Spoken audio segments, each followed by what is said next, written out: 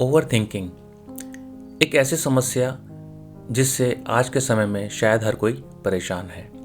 आज के समय में ऐसा इंसान ढूंढना एक बहुत ही मुश्किल काम है जो कि इस समस्या ग्रसित ना हो, समस्या से परेशान ना हो। तो आज हम बात करेंगे इस इम्पॉर्टेंट टॉपिक पर और हम यह भी बात करेंगे कि कुछ मेथड फॉलो करके ओवरथिंकिंग की समस्या को कम कैसे किया जा सकता है और इवन कुछ मेथोडिकल अप्रोचेस के साथ इसको बिल्कुल ख़त्म कैसे किया जा सकता है और एक अच्छी लाइफ कैसे जी जा सकती है। तो चलिए आगे बढ़ते हैं। तो सबसे पहले हम यह समझते हैं कि ओवरथिंकिंग की प्रॉब्लम है क्या। इसको हम कुछ डिफरेंट डायमेंशन से और कुछ डिफरेंट पर्सनैलिटी के साथ जोड़कर समझने की कोशिश करते हैं। जैसे कि स्टूडेंट्स, अब स्टूडेंट्स पढ़ाई करते हैं तो वह यह सोचते हैं कि यार पढ़ाई तो ठीक से हुई नहीं, अब मार्क्स अच्छे नहीं आएंगे तो कॉलेज में एडमिशन नहीं मिलेगा, अच्छे कॉलेज में एडमिशन नहीं मिलेगा तो आगे का पूरा करियर हमारा ख़राब हो गया। तो देखिए, एक पढ़ाई की चीज़ को वो करियर तक लेके चले गए तो यह ओवरथिंकिंग है। अब बात करते हैं प्रोफेशनल्स की। प्रोफेशनल ऑफिसेज में गलतियाँ होती हैं, एरर्स भी होते हैं। तो एरर होने के बाद कुछ प्रोफेशनल्स उसको बहुत कूलली मैनेज करते हैं, बट कुछ सोचते हैं यार हमसे तो बहुत बड़ी गलती हो गई, हमें वार्निंग मिल जाएगी, मेमो मिल जाएगा, हमें शायद नौकरी से भी निकाल देंगे।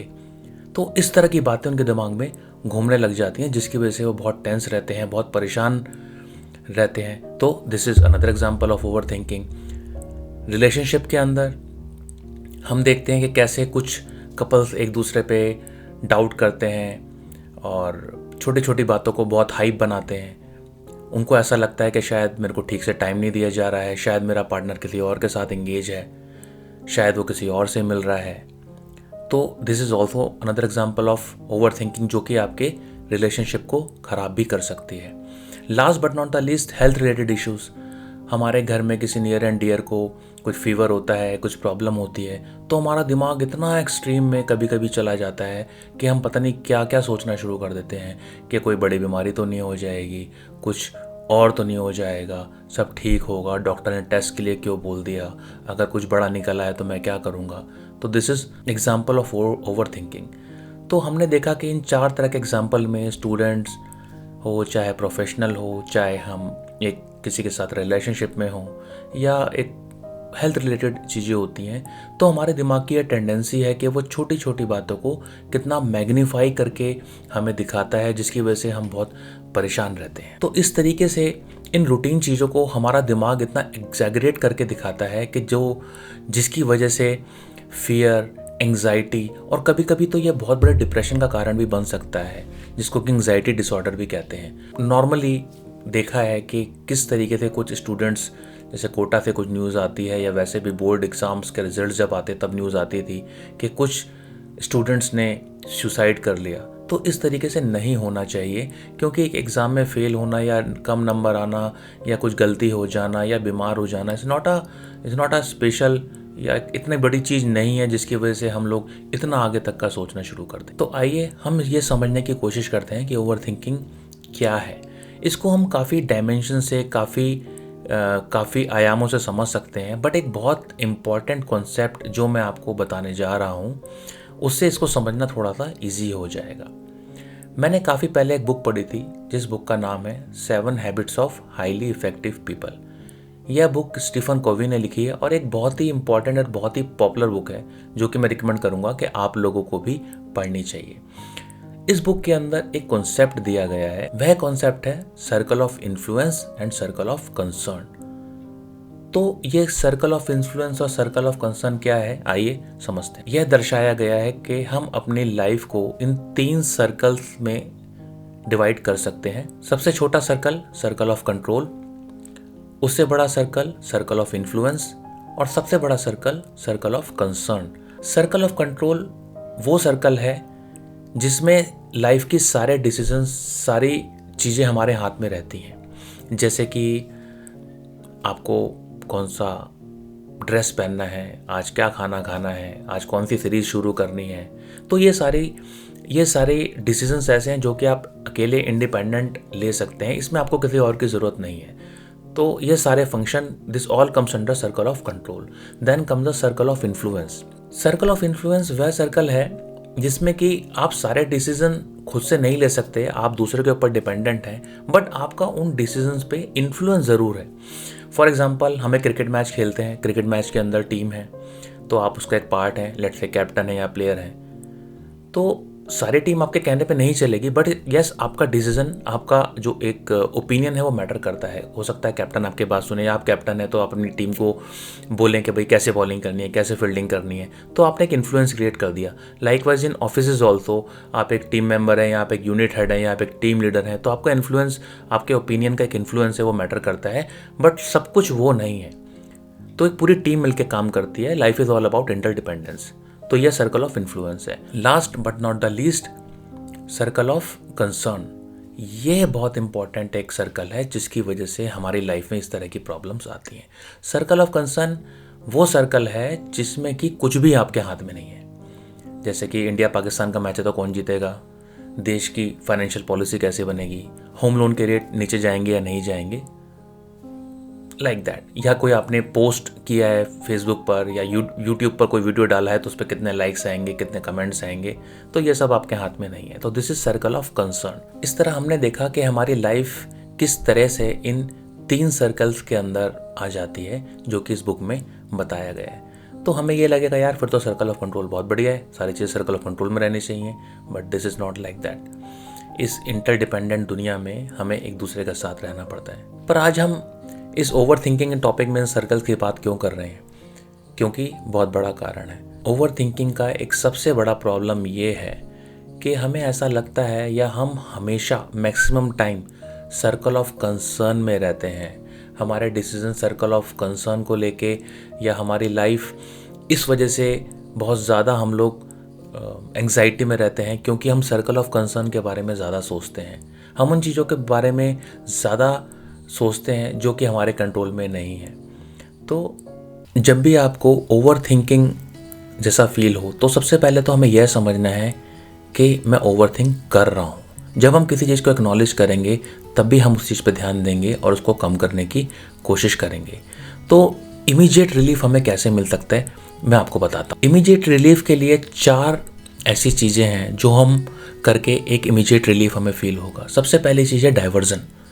जब भी आप ओवर थिंकिंग वाले मोड में जाते हैं तो आपको एहसास हो रहा है कि यार मैं अब सोचना शुरू कर दिया, अब कुछ गड़बड़ होने वाली है, तो आप डाइवर्ट कीजिए।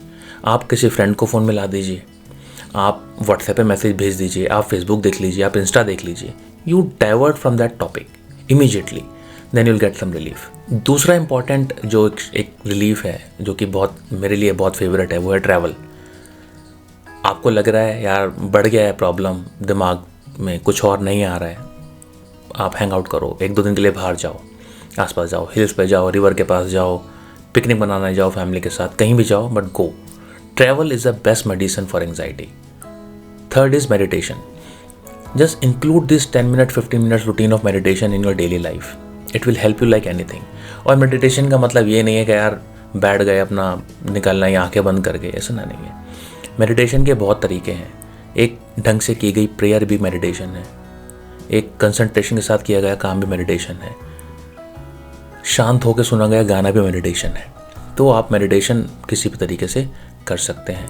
Last but not the least, journaling.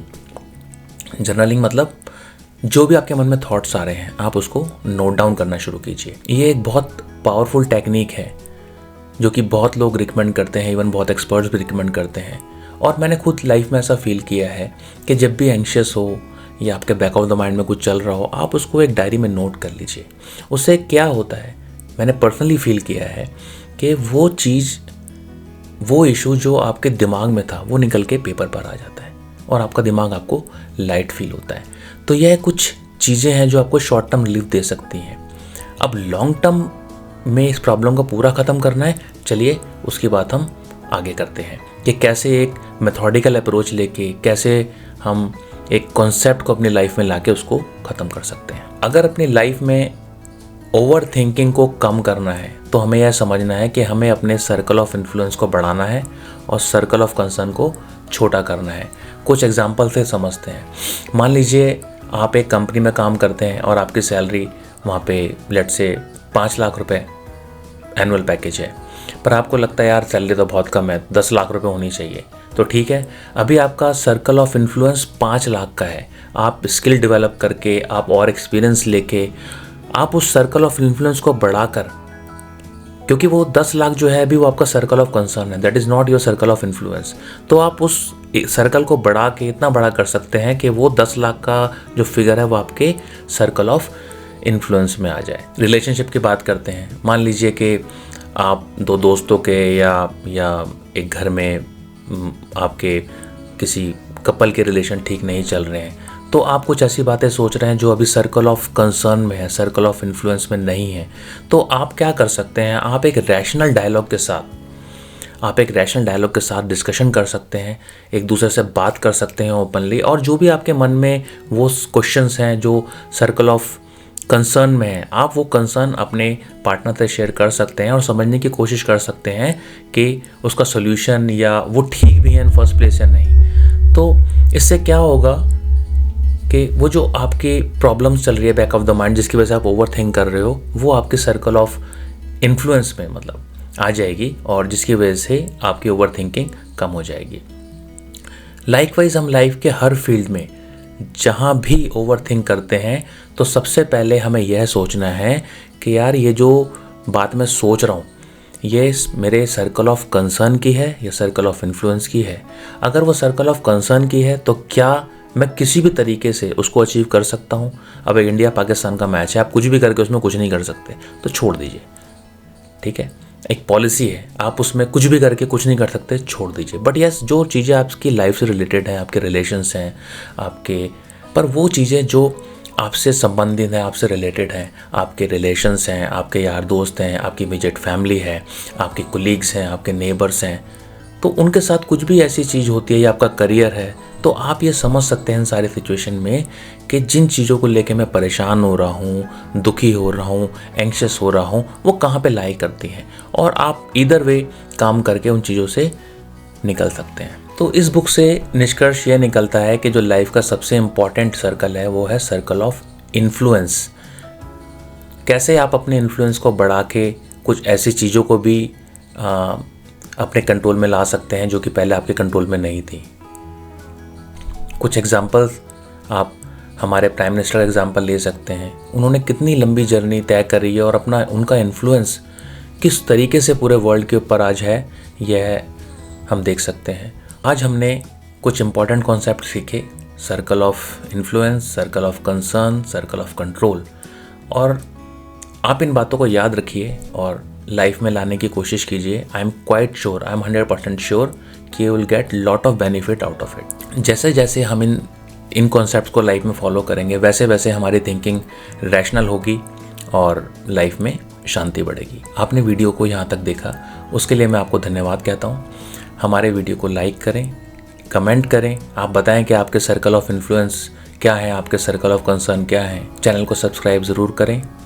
और ये इतना इम्पॉर्टेंट टॉपिक है कि मैं आपसे रिक्वेस्ट करूँगा कि यह वीडियो अपने दोस्तों के साथ, फैमिली के साथ, फ्रेंड के साथ शेयर ज़रूर करें। ये ऐसे कॉन्सेप्ट्स हैं जो लाइफ में बहुत मदद करते हैं। हमारे दूसरे वीडियोस भी देखें, वह सारे वीडियो भी हमने लाइफ रिलेटेड ही बनाने की कोशिश करी है, जिससे कि लाइफ में शांति आए। धन्यवाद, मिलते हैं अगले वीडियो।